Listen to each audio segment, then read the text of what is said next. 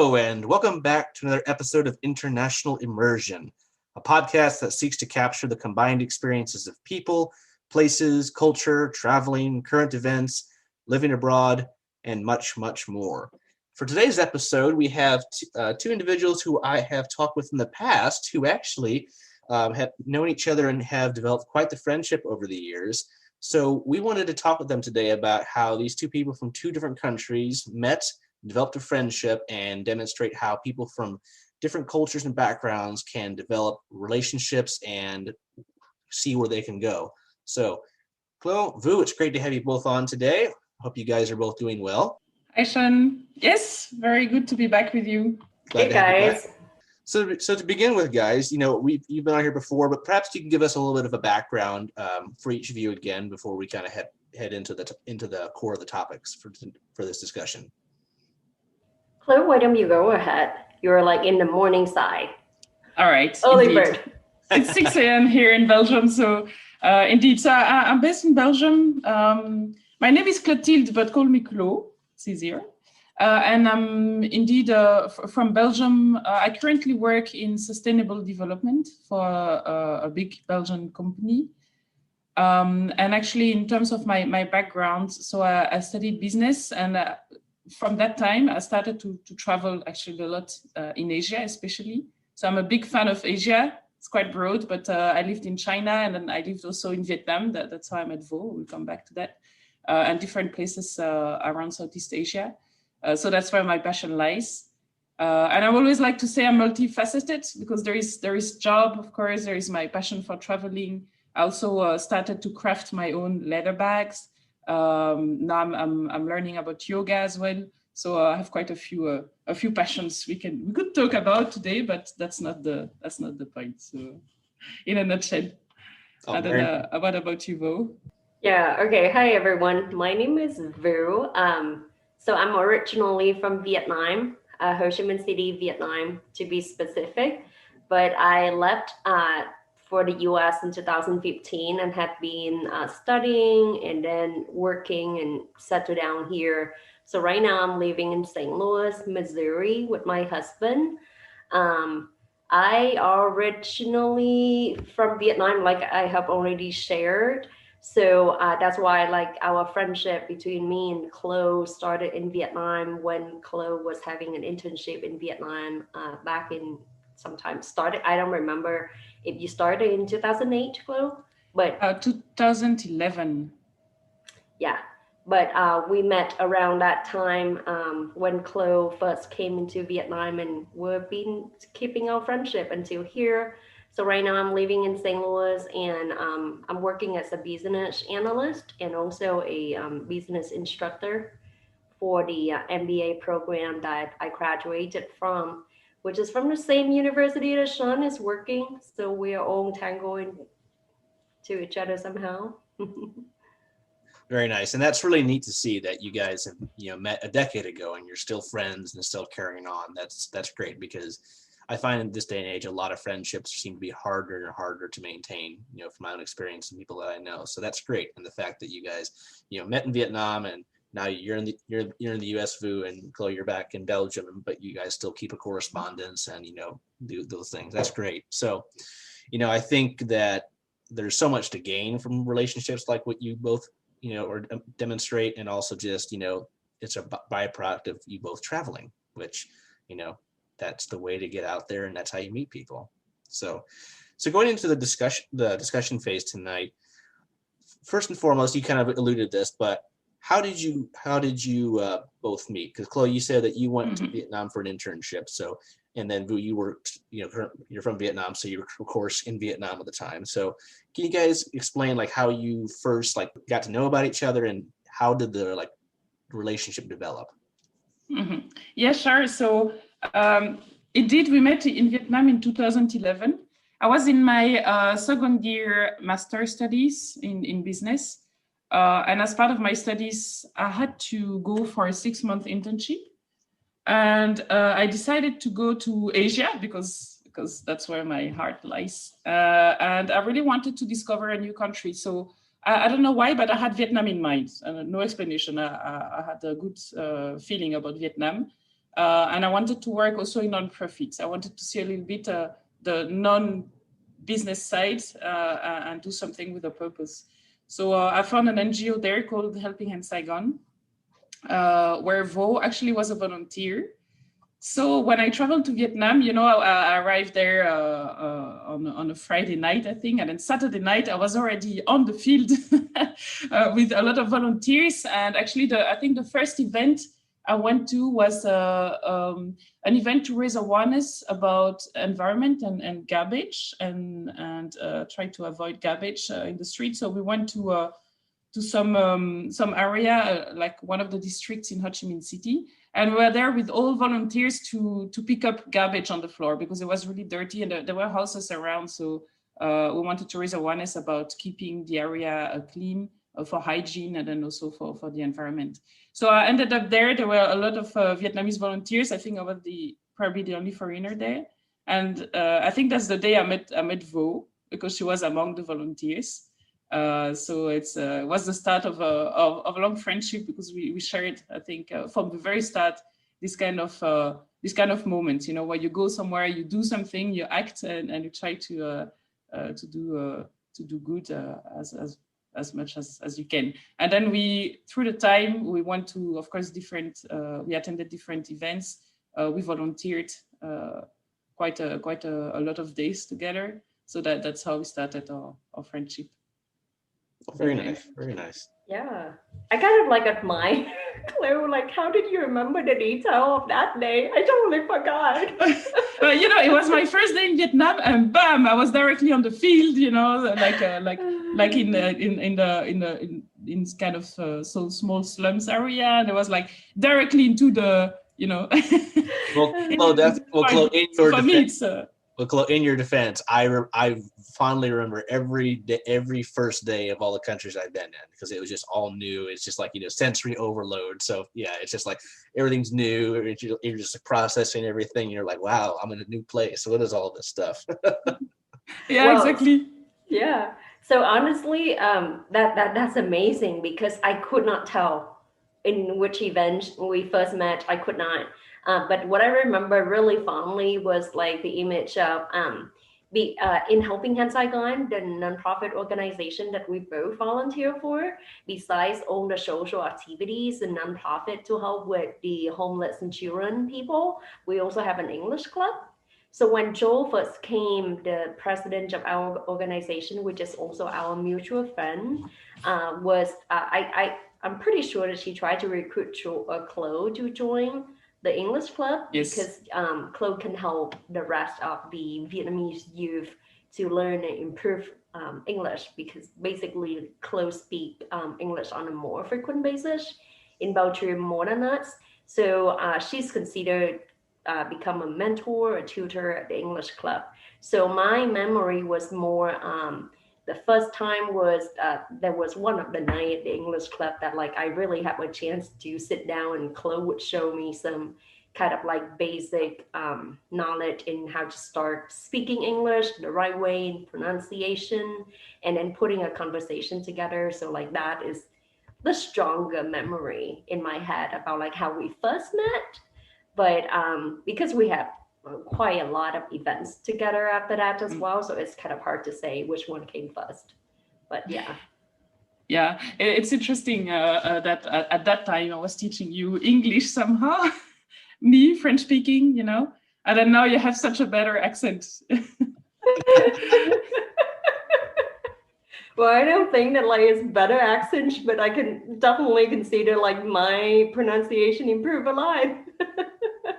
You train a good student. You gotta be proud. Yeah, exactly. You didn't pick up the French accent, so it's fine. Well, from my experience teaching English, I always tell my students, don't worry about the accent that much.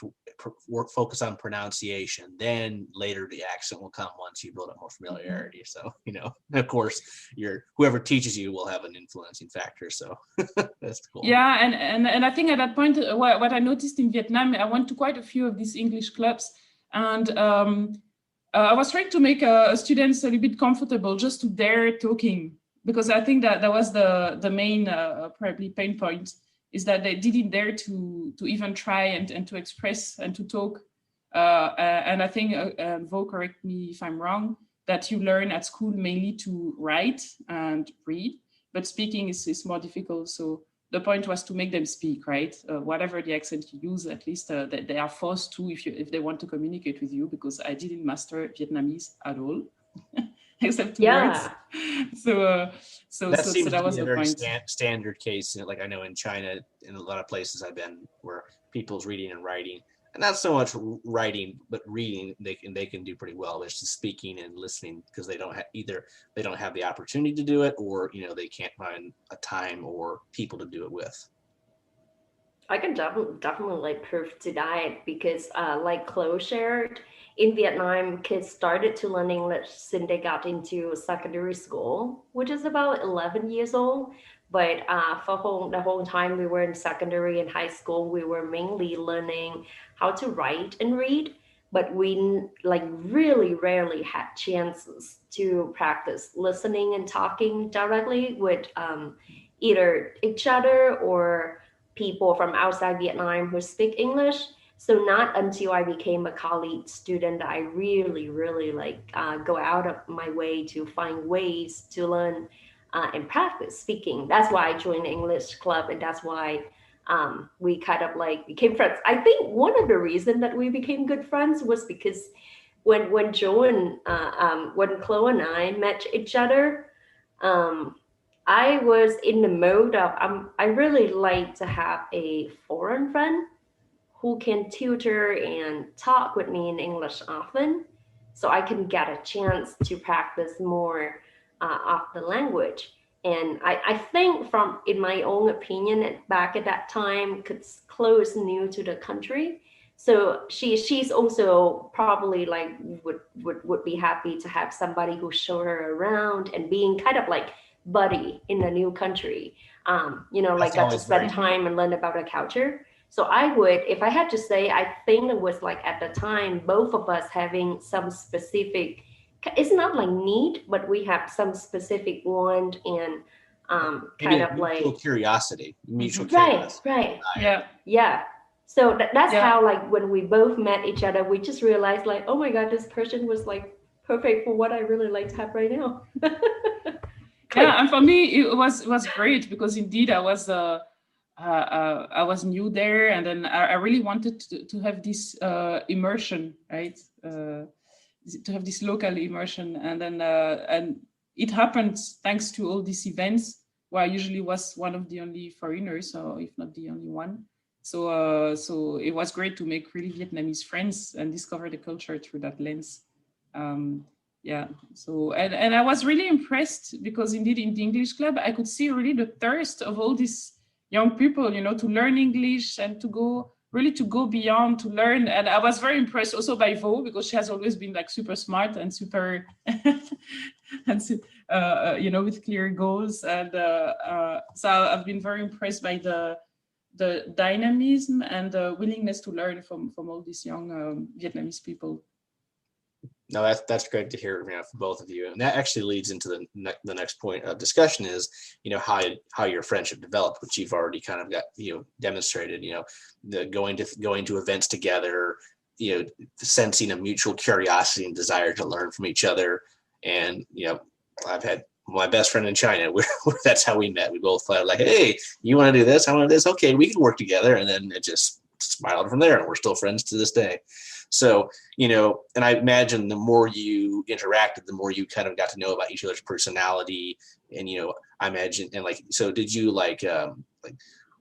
what did you guys do, or things that you used to do together to help that gave you more opportunities to talk to each other, learn about each other, things like that? So first of all, I think we shared a lot of time, in the NGO we were working for, helping in Saigon. So indeed, you discover people in a different way, I think, when you do something together. In Europe, for example, here we would often go for a drink or for a dinner with friends. But there we were really on the field.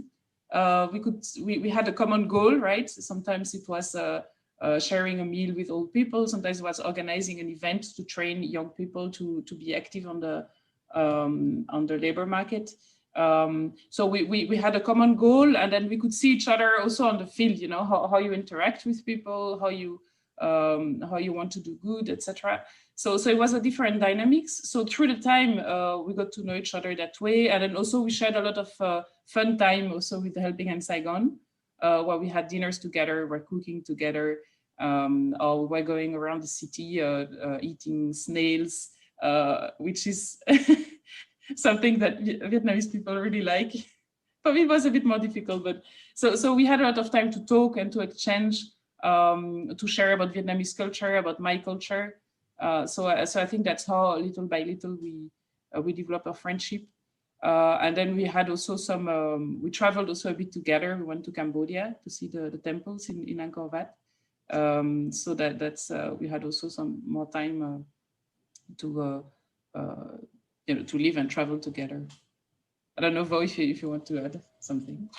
Yeah, I mean, like Chloe already providing a background of how the friendship developed, but I probably want to point out one thing that is important in terms of like our friendship, but I think it's going to be the same with anybody's friendship as well.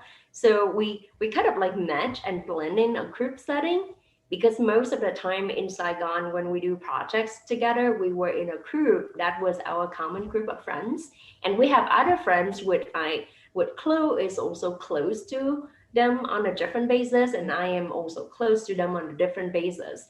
But I think that like when you put yourself in a community with a lot of like individuals, to make specific friendship between two individuals kind of like grow out of that, it would need a little bit like more time, that it would just like only two of us share with each other, that we don't include other people. So that would be also like a part of like how we can maintain the relationship as two individuals until this point, when the group have already like each of us having parted our ways. Some of our friends are like moving to the US before me, moved to Canada, go study, got married, this and that, and the group was not a group anymore.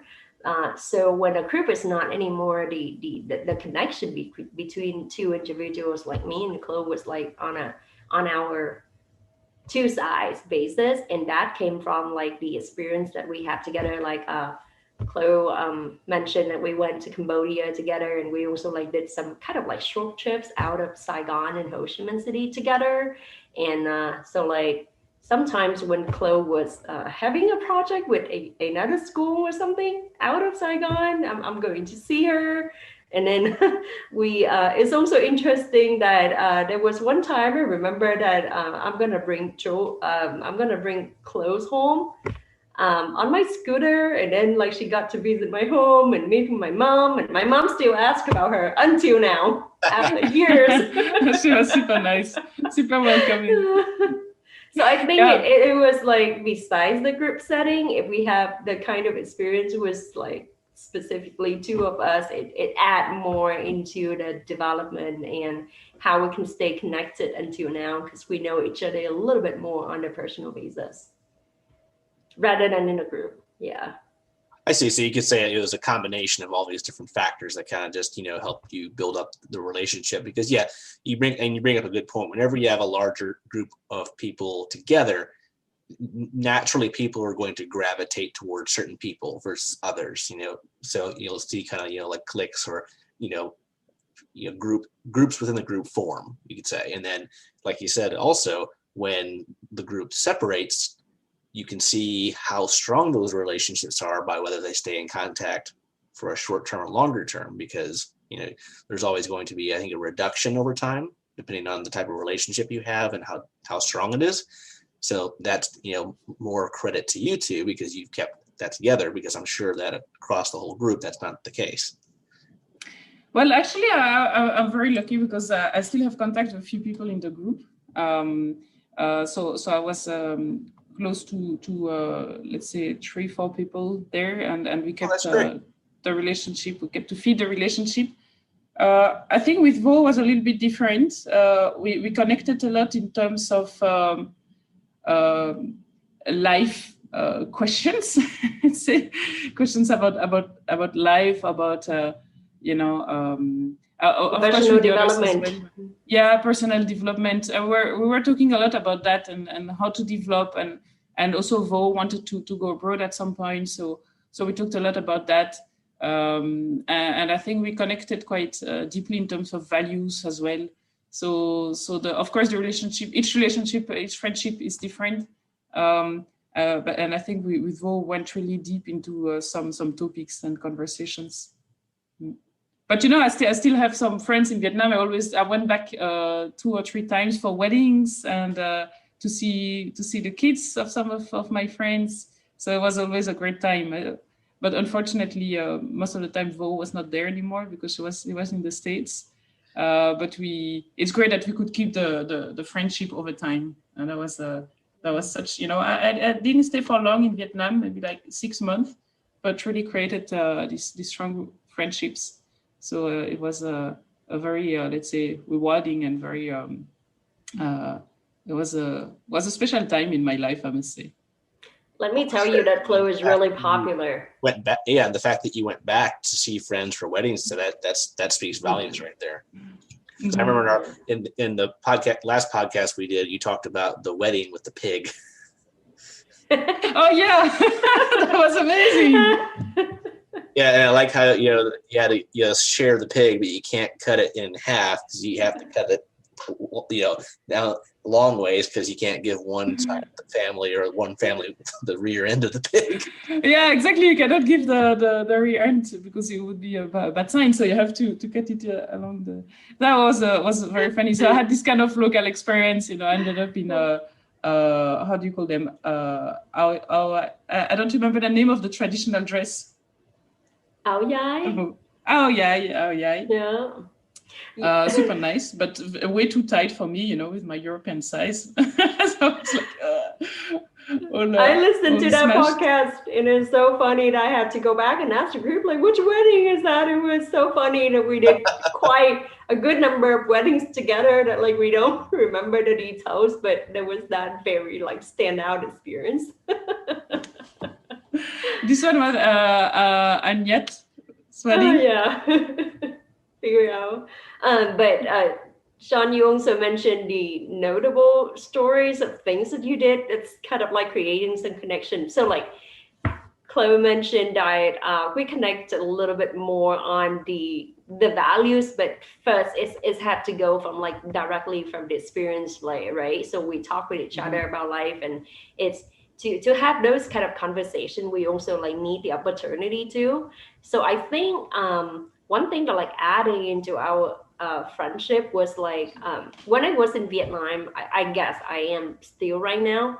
I'm a little bit I'm an outgoing girl, so I'm not afraid to kind of like explore and do things that different. So when Chloe was there, I would really happy to have her there, and I also we kind of like suggest to travel with each other and do stuff together so that she can have a little bit more of the local immersion. And I got the chance to hang out and learn from her and also practice my English. So we travel and within the travel, for example, some of the experience coming up, like when we go into first in the group setting, we went on a camping trip. It's kind of like a training in the wood that the group, the organizing team, like let us do some kind of scavenger activities and, like team building activities. And then at night we came together, and it was like that very specific night that like we're not for each other very much. We were sleeping in a tent, and it was raining.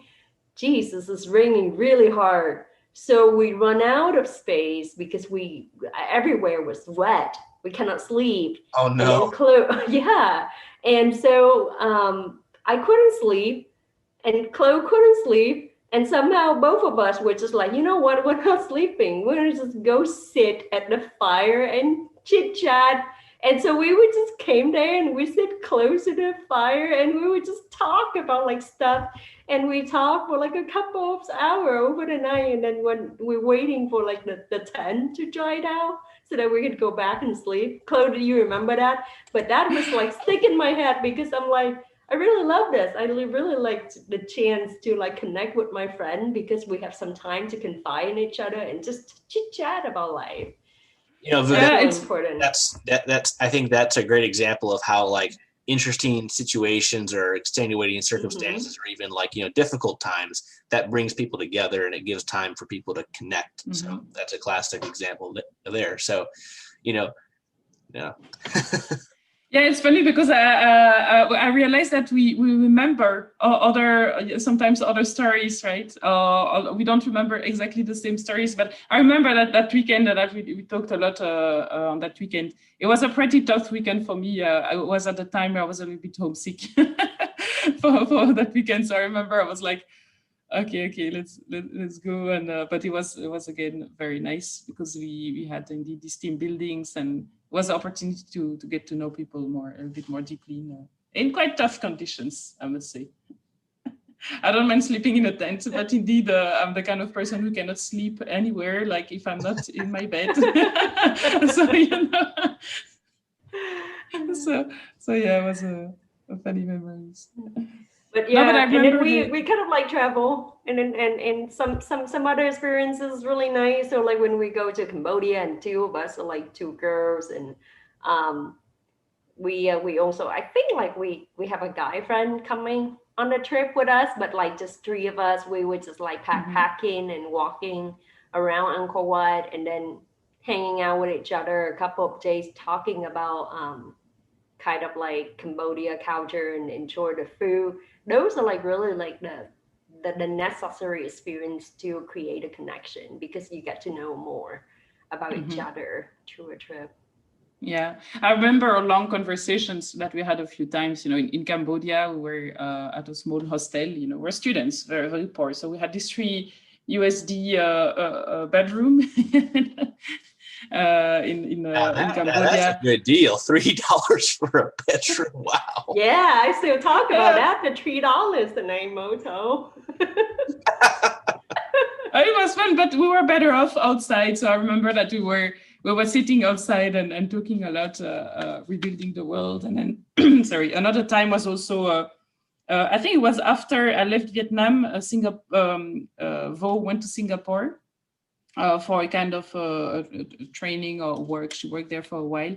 And then I joined her because I was traveling around Asia at that time. And then there was one funny story. I remember us talking a lot, also rebuilding the world in Singapore, there is this hotel in 3 pillars with a platform on the top with a swimming pool. Marina Bay Sands building in Singapore. Marina Bay Sands. It's very famous. If you type Marina Bay Sands, you see a lot of pictures. And actually, it's the kind of hotel that I would never imagine I could pay myself a room out there. So definitely we were not customers. But, you know, we were quite curious. So we enter into the hotel. And then we said, okay, let's try to go to the rooftop. We want to see the swimming pool. And then we went to the elevator. We just entered. And there was a guy entering just with us. So we're like, okay, so far so good. And then we're really lucky because normally you need a card to go up to the swimming pool area. You need to be a customer, actually. It's closed for non-customers. And then that guy was going there just at that time. So we're like, oh, lucky us. So we arrived at the swimming pool area. And then normally there are some guards because you have to show that you're a customer just in case you slip through the elevator.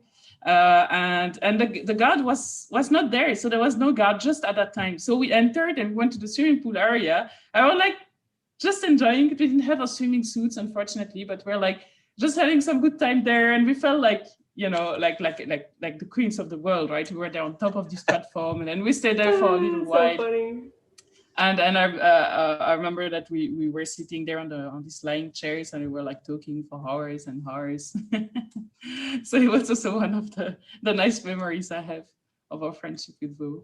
We got actually escorted down by a security guard. Oh no! Yeah, because says your craziest story. Yeah, because I don't know how, but eventually we started to talk to a guard because he was super nice. He was asking where we are from, and then we kind of talked a lot. And then at some point we admitted that we were not customers of the hotel and that we managed to go up there. And he was like, "Oh my God, this is so much fun!" So he really liked the story. So like, okay, let me help you go back down because they wanted to go if you're not a customer. So we went through the service elevator.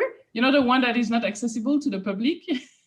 So he helped us go through. So we really felt like, wow, we are really like thieves. But okay, that was just a little bit of fun. Some ghost time out where we need that to build kind of like a deeper level of connection, like partner in crime. Yeah, I think like depending on the type of friendship or where you go and things you do, there's always going to be that one story or a few stories where you've done something where you both will never forget it, and you're like, "Ooh, we did this and that," or whether it's something maybe a little bad, or there's a little something a little funny, or even scary. It will always be something that you can connect on. Yeah, indeed, a lot of nice memories, I must say. Yeah. Well, that's kind of funny because that literally answers the next question I was going to pose to you guys about notable stories and cultural immersion. So you guys have pretty much summed all three of the questions up in our current discussions. That's really cool. So kind of going further, what would you say was the craziest thing you both did when you were both together in Vietnam? Would that count, or was there anything else that was? I actually would have something to say about Chloe.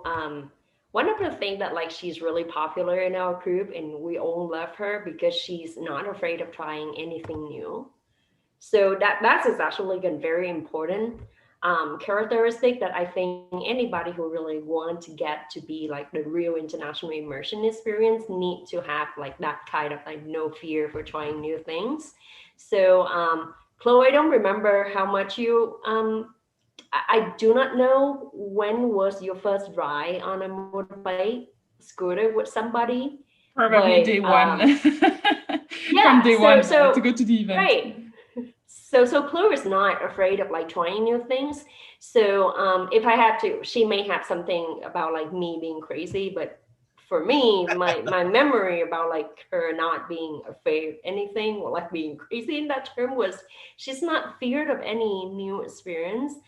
We brought her on kind of a countryside ride for hours on a motorbike and up and down the hill, going to the field with the muddies and stuff. She's not afraid of that. We got her to eat the local kind of cuisine because in Vietnam, when you hang out with some girlfriends, you got to eat some really weird things. We were not eating sushi, but there was a thing in Saigon, it's called the Snail Street or the Snail Town, where people in the South, we eat snail, which is actually one kind of very popular street food in Vietnam, but a lot of foreigners still think it's really weird because they are not used to the idea of eating those kind of insects and snail.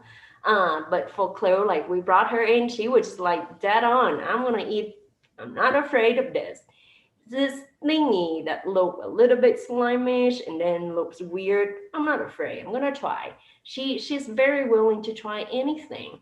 That's why it made her experience to kind of blend in the group, making friends was so much easier. And at that time, a lot of people was you're crazy, you're trying that. But that's why she stand out, and that's why she have a lot of friends.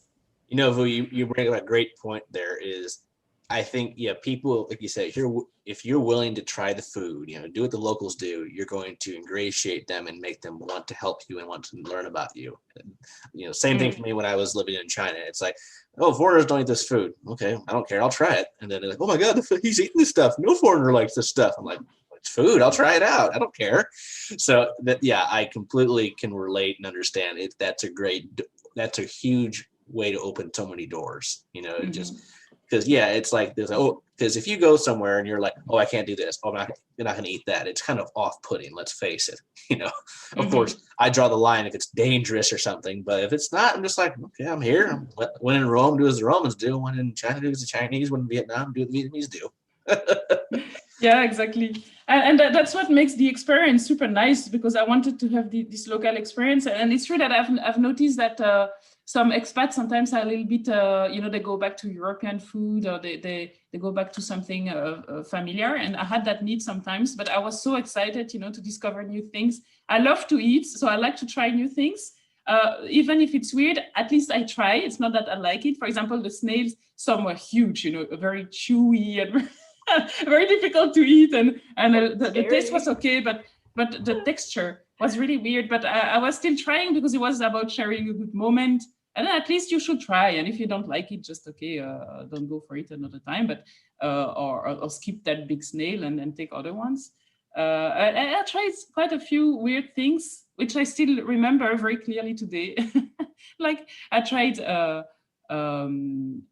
pig ears. So I ate pig ears at some point, and then I ate also this a very scary eggs, duck eggs, trung vit long.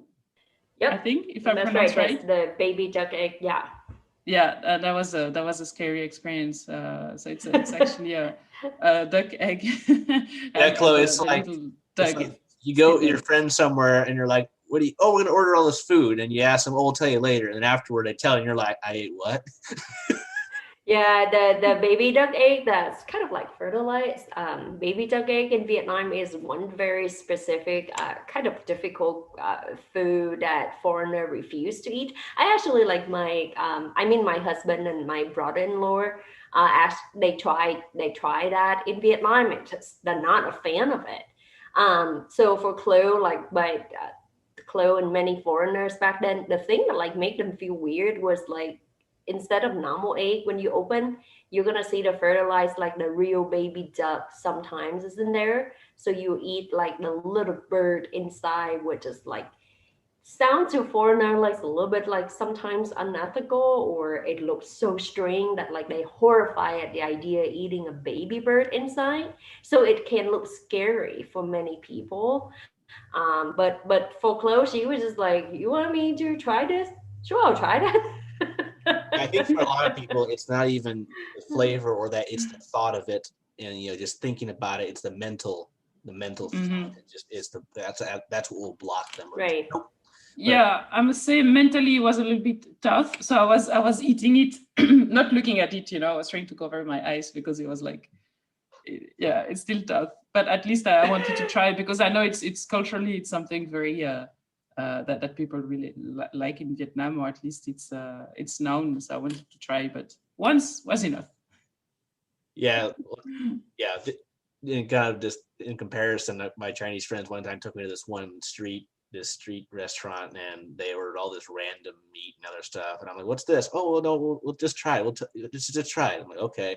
Then afterward, like, oh, you tried all these assorted organs, this and that, and it tasted good at the time, but once they told me all that, that's when I got a little nauseous. I didn't throw up or anything, but it was just when all the things that they told me I ate, like this, I was just like, oh, I ate all that. So it was just that momentary, like, oh my Lord, I can't believe I ate all that. But they didn't tell me at the time, because I think they knew if they told me the time, I'd be like, Sean, you're a veteran in that. I'll get you some baby duck eggs sometime so you can just see it. I'll try. I'm sure you will. Oh, that's great. Yeah, yes. I think every place you go, you have memories like that or experiences like that, and or I think especially like in your case, you're like, oh my gosh, the foreigner's trying this. We got to watch this or something like that. Yeah, and I think in terms of crazy story, I remember also clearly, Vo, you mentioned this long trip on the motorbike. Indeed, so I didn't dare, to be honest, to drive a motorbike by myself in Ho Chi Minh City, because it's crazy. You have thousands of them around you, and it's just crazy, and you feel like, okay, yeah. But I had a lot of trust in my Vietnamese friends, so I was always at the back, holding them sometimes for hours. I remember indeed one day we went to the countryside because we had one project was to raise funds to buy bicycles for kids in rural areas so that they could go to school every morning. So we went there we had this super long trip, like 6 or 7 hours by motorbike. We were like covered with dust, but it was for me like really a lot of fun, because I was I could look around and discover another side of Vietnam. And then it was also a time of sharing with my friends, right? But indeed, it was very special. It was very quite physically also quite demanding, right? Because I was sitting like, when you sit in a horse for hours, then you feel it, you cannot walk anymore afterwards. So it was a bit the feeling. Yeah, your legs and thighs and back can get quite stiff from when you get back and you stand, you're like, oh, stretch, I need to stretch. I think the mentality is really important. So the fact it was like helping, I mean, for our friendship to develop was like Chloe was able to blend in a lot of activities in Vietnam, and that was coming from like her no fear and just try on, not afraid of like new things, not afraid of like just trying the experience one time so that she can get to understand and see what other people are doing. I think that's great. No, very much so. And that's, I'm glad you guys had these experiences and you went through all these different situations and scenarios, and it's led to where you guys are now. And that and then that allows me to pivot now into the next thing is, how did you guys, once you parted ways, how did you guys specifically maintain your friendship and your correspondence? I can say, because I know everyone can do this differently or to different degrees of consistency. But for your case, how did you guys do that? Yeah, so indeed, I mean, I left Vietnam after 6 months. So with the distance, of course, it's harder to meet face to face. We met again because I came to Singapore, and then I think we met maybe twice after I left Vietnam. So that was great. And it was probably 1 year after I left, 1 or 2 years after that. But especially now with digital means, right? And we are used to now with the COVID time. So we used a lot Skype a few times. And then, of course, we were texting each other. Not very often, I must say. But, sometimes who are your friends and you don't need to be in touch every day, right? So every time we wanted to discuss something or catch up, then we didn't hesitate to go on Skype and have a discussion. And it was always nice because we always spend an hour or two just chit-chatting and giving news and then talking about different topics. And then we had a more intense conversations. Also at the time, Vo wanted to apply to go to the States because I'm not super familiar with the States, but of course I have in terms of culture, I'm a bit closer to the States, right? So I also supported Vo at that time. So I think over time we kept this connection. And recently we talked again a lot about Vo, shared about her projects and about mine. So that's a bit how we kept in touch. So that's great. Yeah. So for me, I think the point that like keeping us keep talking with each other was like, sometimes you're gonna find you have a friend that you may not be in touch for like years, but when you meet, it's gonna still be that person. It's still the old time. We can still recognize our old friend. We still love all the values and stuff. But I truly think that like if you do not have any kind of like in touch and in common projects to work on together, the distance gonna like grow a little bit bigger. So having something kind of like in common so that you can talk or about to discuss to talk is going to help. And in our case, it's a little bit special because since Chloe and I know each other, like when we were hanging out in Vietnam, she technically in the nonprofit organization, she was my mentor. She has more experience than me at that time, a little bit kind of like ahead of me in educations and things as well. So she's kind of like a mentor to me. So, and she also know that like I always wanted to apply to go to the US or like a more developed country for my higher education, and she's always show support about that. So when it's about time, even after like years after Chloe was there, it's come to the time that like in 2014 when I prepare my MBA application and I need courses like scholarships and stuff, then she is at the top of my head because I know that she's always supporting my journey and whatever I want to do in the future. I know that she's still that mentor. So I just reached out to her and said that, hey, it's time for me to do this. Are you ready to like give me some help? So she's actually like helped me with the essay, and she's also write reference for me.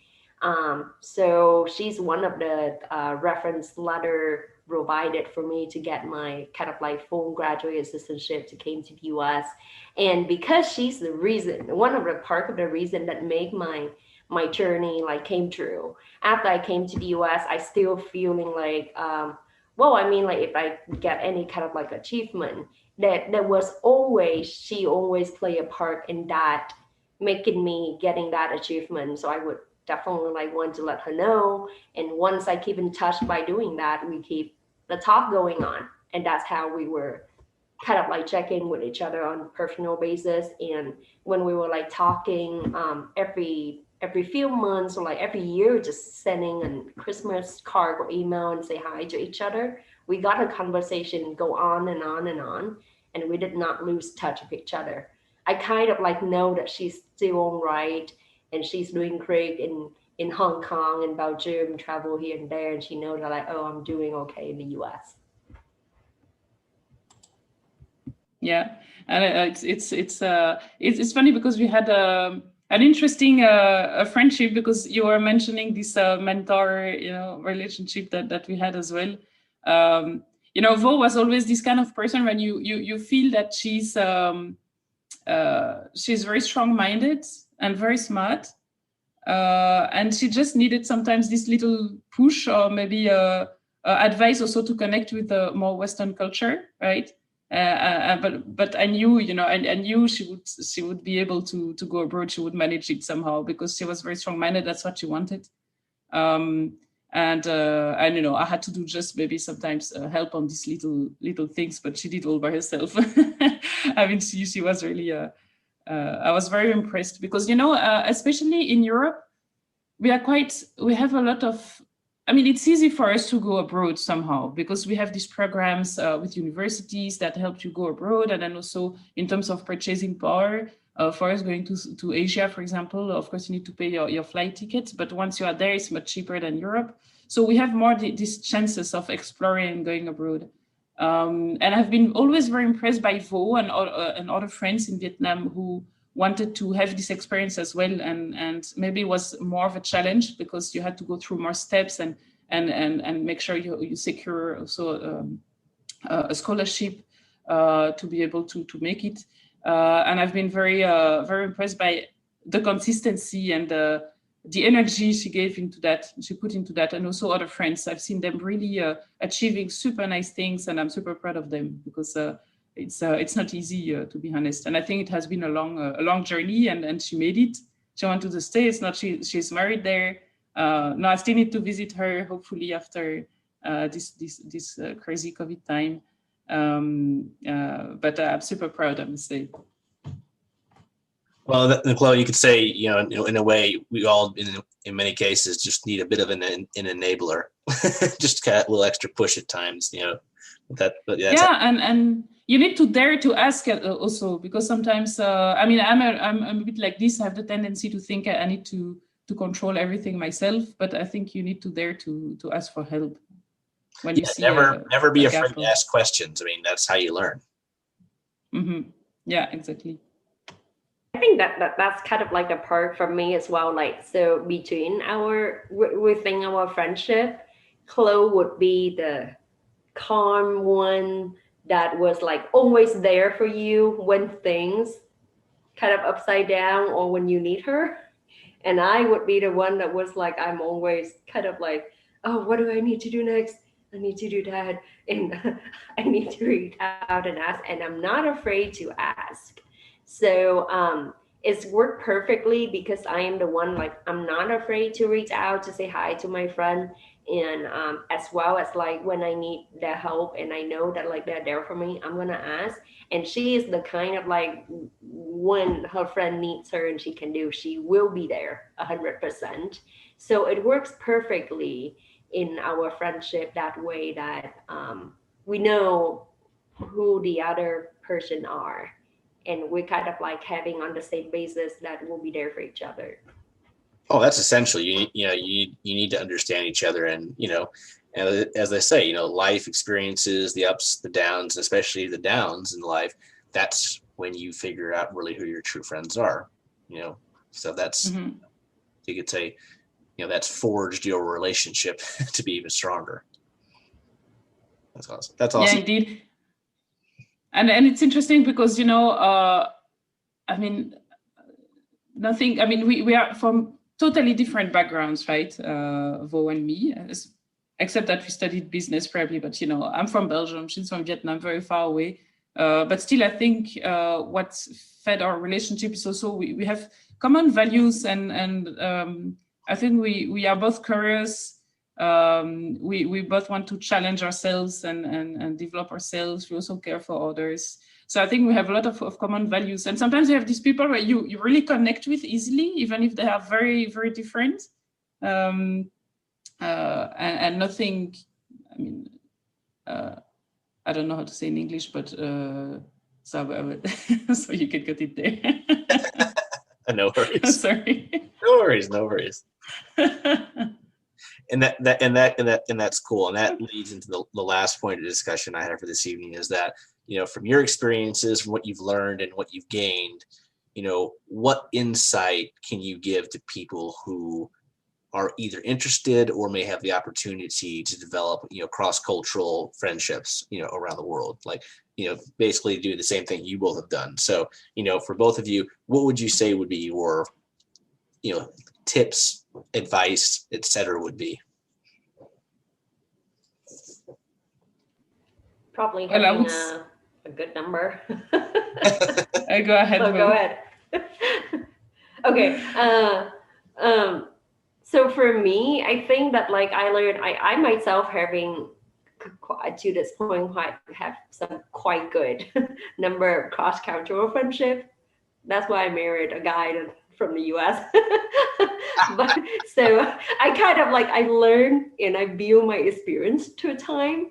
I have to thank Chloe, because my friendship with her teach me how to make a good relationship with somebody from another background. That's why me and my husband get along with each other. I'm sure that like when Chloe and Joel meet each other, they're gonna like each other because the personality wise is so similar.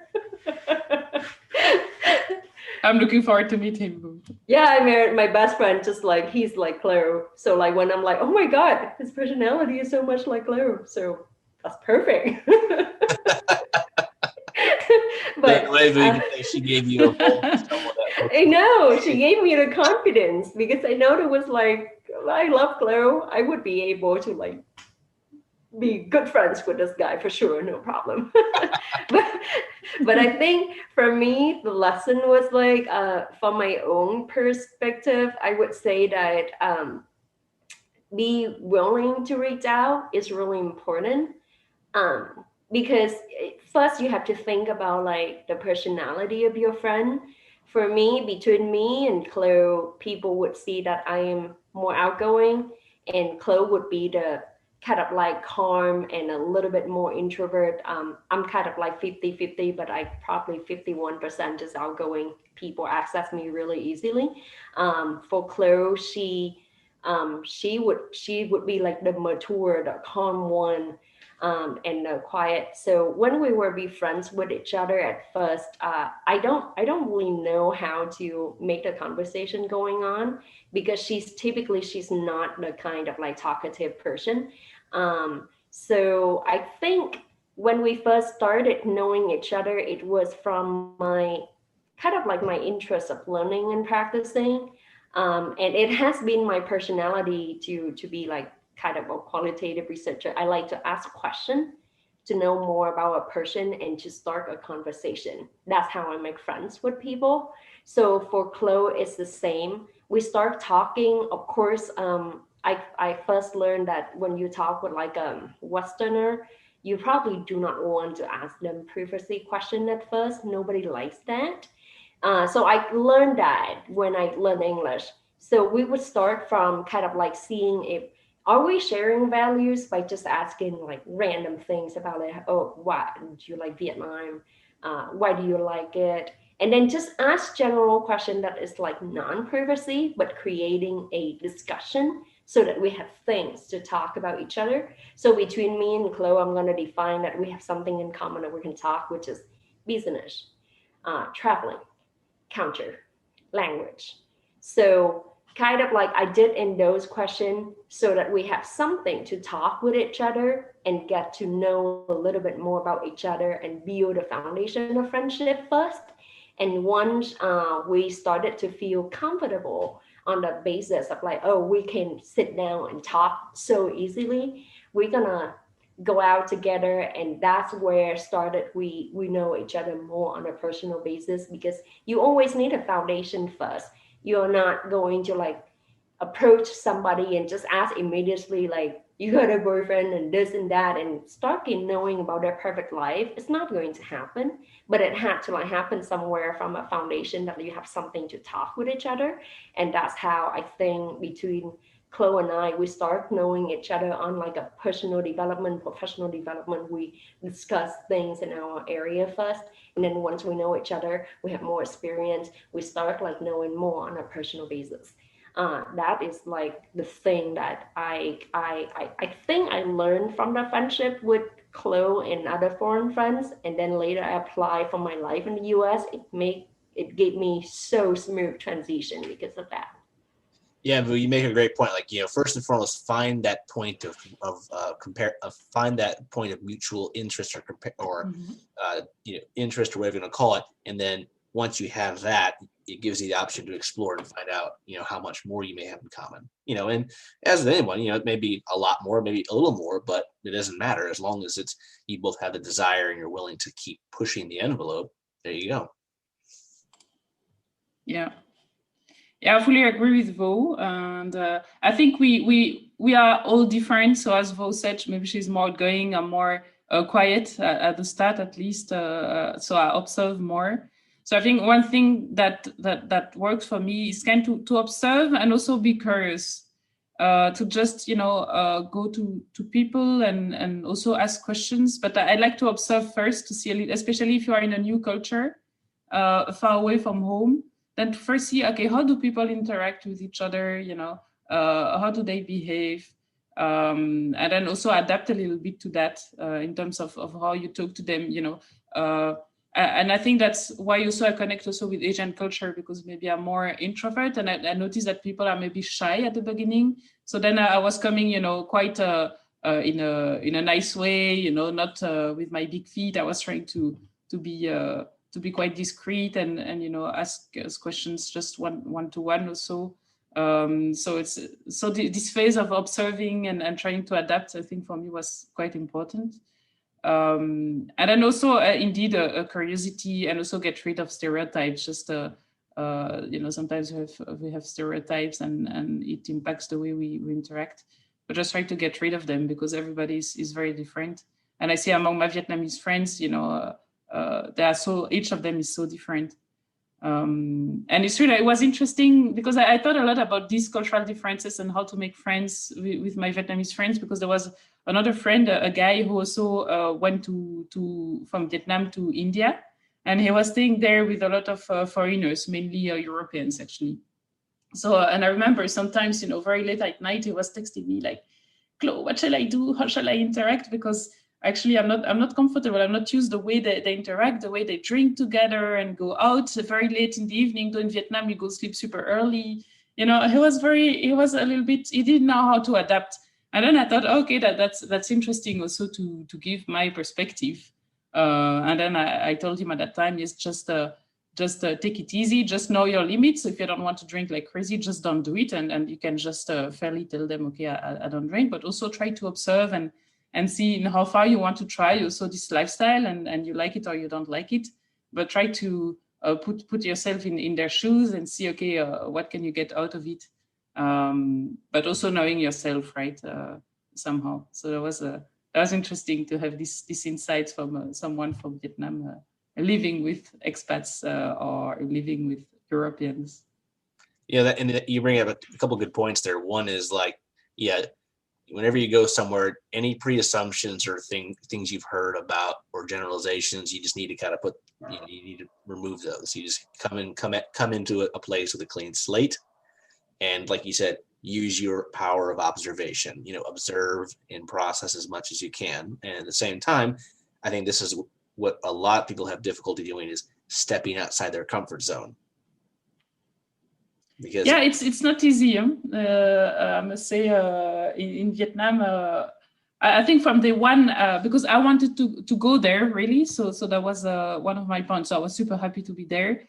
So you need to try things, sometimes you feel a little bit overwhelmed because there are too many stimuli or too many differences. So sometimes I had to go back towards more maybe Western food sometimes, or meet also some people from Europe. But I felt like coming with this open mind really is super important, and it makes the difference so different. So it makes the experience so different and so enriching. And to be honest, it was one of the best times in my life, I think, to make friends there and then get this cultural, let's say, really have this cultural exchange. No, all very good points, and I think there's kind of a recipe you have to develop whenever you travel and meet new people, and you just have to see where it goes. There's no right way to do it, or I would say preferred way. It just depends on what works for you and how adaptable you are. I think, and adaptability is extremely important. I mean, because adaptation can be easier or difficult, but for a lot of people I know it's not the easiest of things. And a lot of times I'll talk to people, I lived overseas for 4 years. How did you survive? You adapt. It's just simple as that. You adapt. Yeah, and sometimes I find it even harder to come back, to Belgium, and because I feel, it takes more time for me sometimes to adapt back to Belgium than in the country I'm going to, because there you have the excitement and the discovery phase, and that's super. For me, it gives me a lot of energy. So it's more like coming back to Belgium. Usually, I'm like, okay, it's too familiar. And correct me if I'm wrong. If you spend time in another country, another place for long enough, when you come back, your viewpoints also change, because you see, you see how people in different places, how they live their life, how they do things and go about things. You come back home, you're still from that country, you still have the same thing, but you have maybe a enhanced viewpoint or a more multi-purpose viewpoint, because you've seen how other places do things. So it may, it's like, okay, this is how we do things, but now that's how they do things. Well, I can do both. They both work. Or I may like do things about mine more, or I may in this situation, or I may like, this culture I was at, I like how they do this for this, so I'll do that instead. And then maybe sometimes your local friends, or you're like, what are you doing? And I'm like, I learned this overseas. It works well. They're like, It's kind of like getting used to the challenge of learning new things and then facing and doing things a different way. So I kind of like feel Chloe when she's a couple of times when we were lately in the last few years, every once in a while we catch up. We kind of like feeling kind of the nostalgia of being out of our comfort zone. Do I say it right, Chloe? Like sometimes we would just like, we kind of get bored with the normal routine, and we just want to get out, because we kind of like get used to the challenge of seeing new things, meeting new faces, and then like adapt with like the new and the strange one. We kind of like that challenge.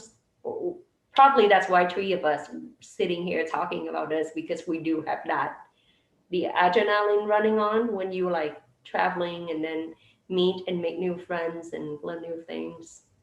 I think all 3 of us can agree is that traveling and spending time in different places and meeting new people and trying new things, it's very, in a way, it's kind of addictive. It's like you've done it once, I want to try this again. And at times it may be uncomfortable or maybe even a little scary, but when you look back, you're like, wow, I did that. And it's it builds self-confidence and also great memories as well. So that's why when people say, I'm afraid to travel, just do it. You won't regret it. Yeah, exactly. Though recently, and probably it's also due to the COVID time where I stayed more at home, I feel this duality of, I still want to travel and go abroad and discover and have this excitement and learn new things. But at the same time, there's also sometimes this feeling that you want to settle down, have your place, where you're coming from, have your home. So I feel this very strongly, especially since 1 year,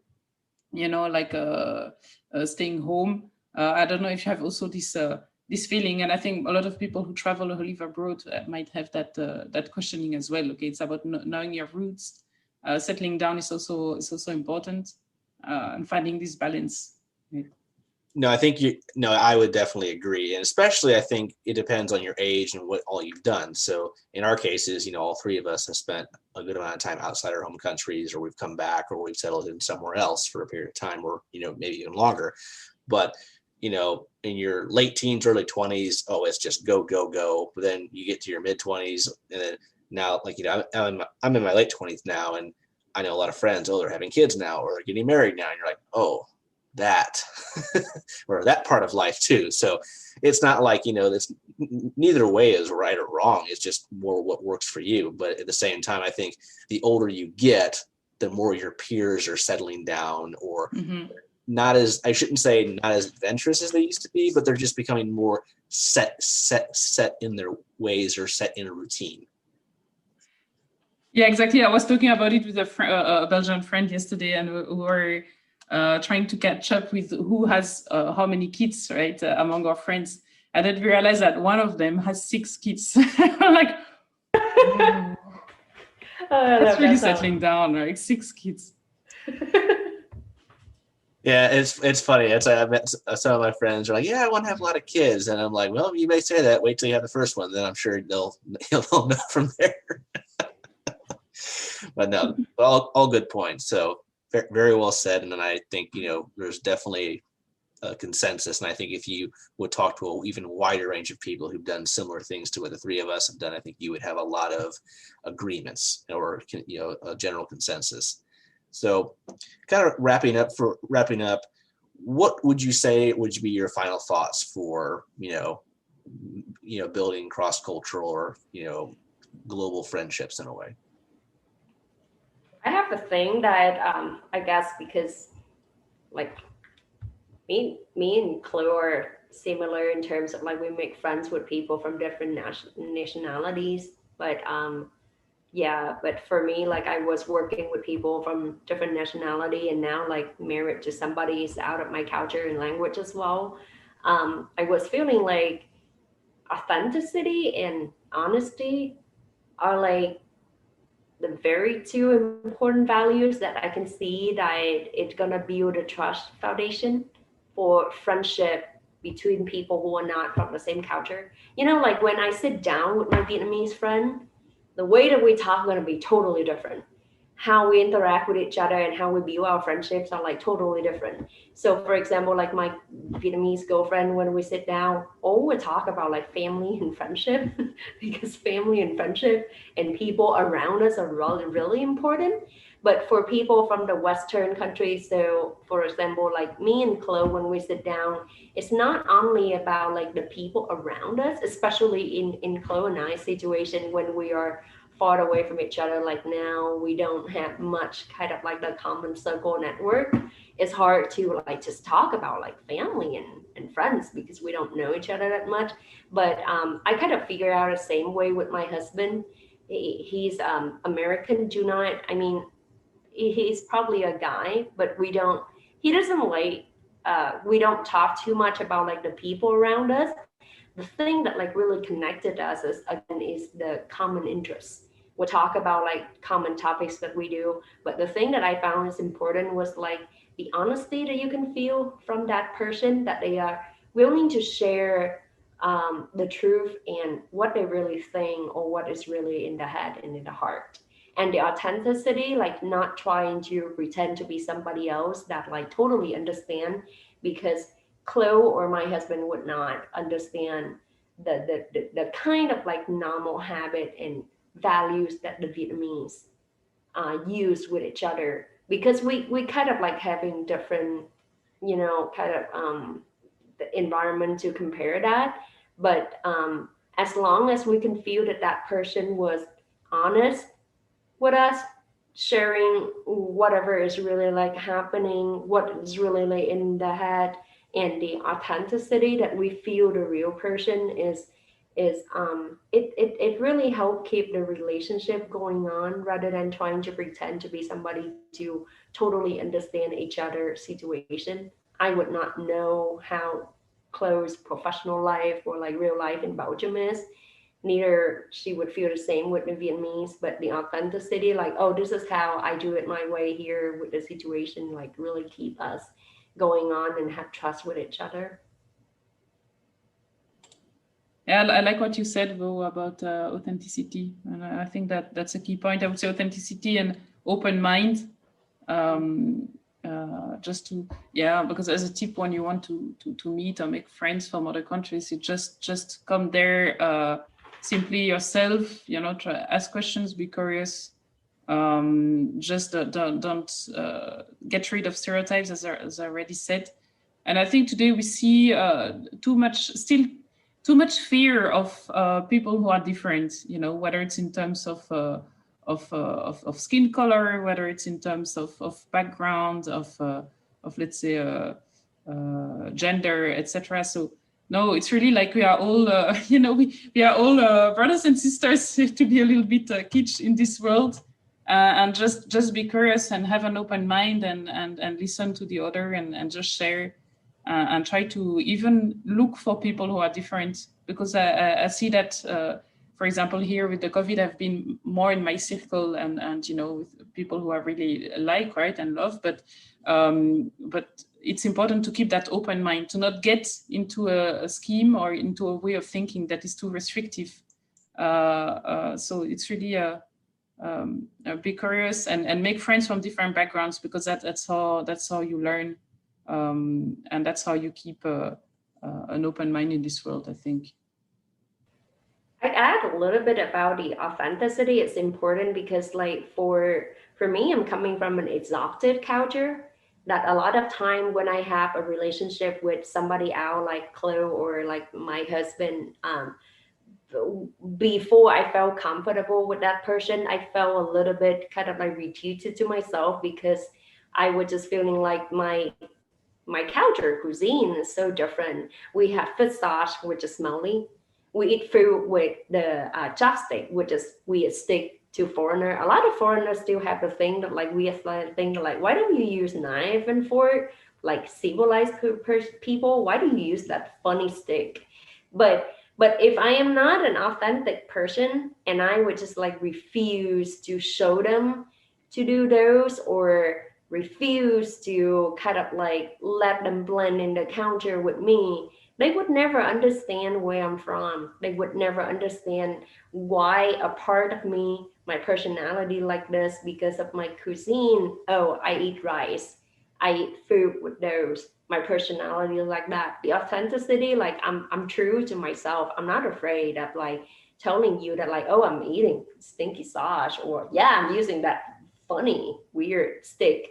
But that's just about me. If you cannot accept that, we should not have this relationship. So I was like thinking much about, if I cannot be authentic and true to myself, people would not trust me, and same to my friends as well.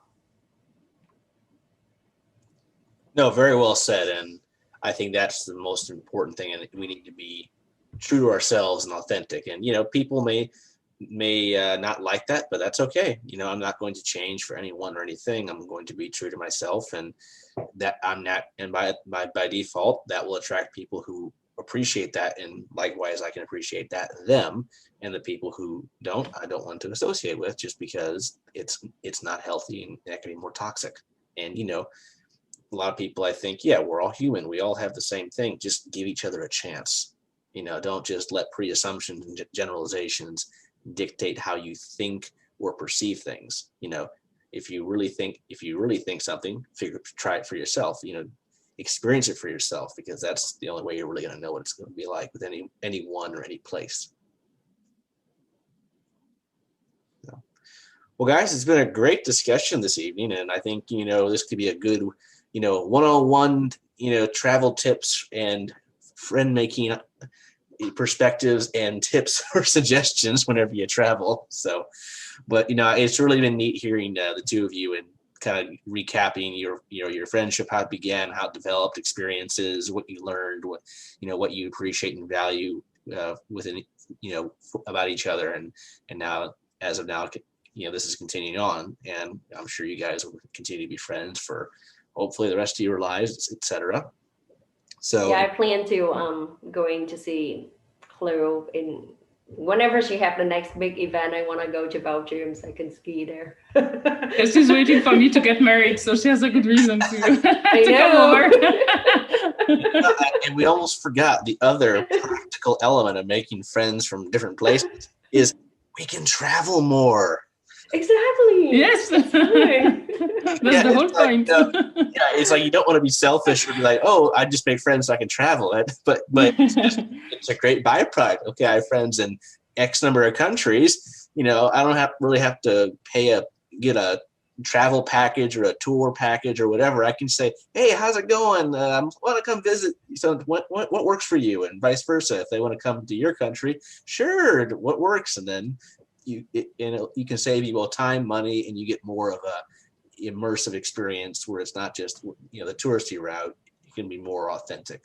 Back to that point we were saying earlier. So totally agree with that. Claire, just so you know, Joel, my husband, just asked, like, which city are you now? I'm asking on his behalf because he'd like to know. Where I am now, I'm in Brussels, capital city of Belgium. For the I know audience. sometimes, forgive me, but sometimes Americans have difficulties to put it on a map, and I understand because it's a very small country. It's a forgive me, Sean, but I already had these questions. Sometimes I say I'm from Brussels, and people ask, "Are you from Brazil?" I'm like, no, Brussels. It's less exotic there in Belgium. No, unfortunately, Chloe, you are right. A lot of people, especially people I've encountered here in the U.S., do not know geography too well. It's like, oh, I know where Brussels is, but sometimes it's like, oh, come on. Yeah, I'm not only from the U.S., so from other countries as well, because I know it's a small country, and usually I say it's in between France and Germany. Then people I kind of see where it is. I think I'm doing that as a marking because we were talking about like we're going to plan that trip soon. The other year we came to London, but we did not have enough time to go visit Chloe. And then we were just like talking with each other that like hopefully next year we should try to make that trip so we can drop by Brussels and see Chloe. And same to here, we're as long as like Chloe's going on a business trip, I'm trying to like plan to make a way to come to our St. Louis. So we can go out for a coffee. Yeah, I was supposed to go to New York in June, but it was canceled, of course. So maybe it will be for next year. Then I'll try to visit. Yeah. Exactly. Once things start to return to normal or get back to normal, whenever that will be on the global scale, we can resume traveling and doing what we do best.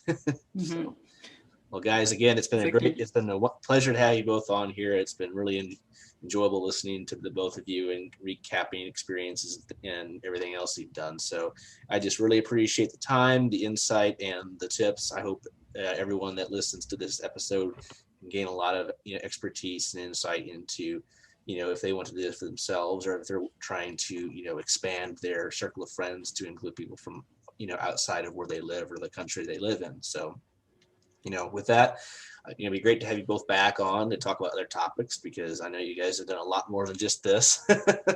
so many things to talk about. Yes. Exactly. There's so much to talk about in every country, person, place, whatever. There's so many stories to tell, and I think we just need to work harder to share and expand the knowledge base so everyone globally can get a better understanding of each other, because the sooner that happens, the less problems there'll be in this world. Well, thanks for having us, Sean. No, it's my pleasure. Yes, thanks a lot.